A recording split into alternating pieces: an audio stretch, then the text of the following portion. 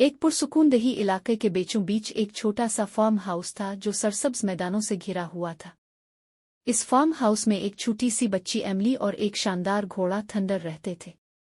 Emily एक खूबसूरत बच्ची थी जिसके सुनहरे बाल और तजस्सुस से भरे चमकते हुए आंखें थीं। थंडर एक बड़ा बावकार घोड़ा था जिसका कोट चमकदार सिया था और उसकी आंखें नर्म और भूरी थीं। थंडर कई सालों से इस खानदान का वफादार साथी था। हर सुबह तुलू फजर के वक्त एमली की माँ अस्तबल के दरवाजे खोलती और थंडर शबनम से भरे मैदानों में सरपट दौड़ता।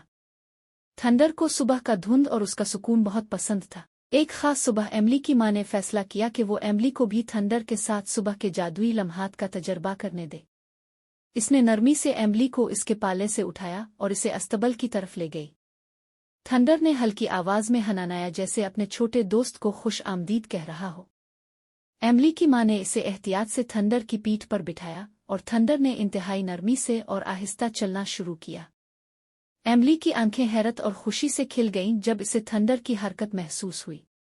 मैदानों को तुलू होते सूरज ने सुनहरी रंग बेरंग दिया था और हुआ में फूलों की खुशबू भरी हुई थी। थंडर ने एमली की हिफाजत का ख्याल रखते हुए बहुत एहतियात से कदम बढ़ाए।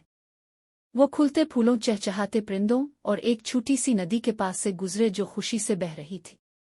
एमली की खुशी भरी हंसी ने इसकी माँ के चेहरे पर मुस्कुराहट बखेर दी। दिन हफ्तों में बदल गए और ये सुबह का मामूल एक पसंदीदा रस्म बन गई।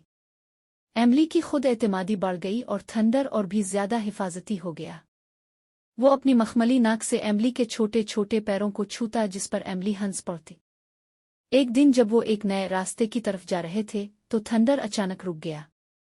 इसके कान खड़े हो गए और उसने एक हिलते हुए झाड़ी की तरफ देखा। झाड़ी के पीछे से एक छोटा हिरन निकला जो खौफजदा और खोया हुआ था।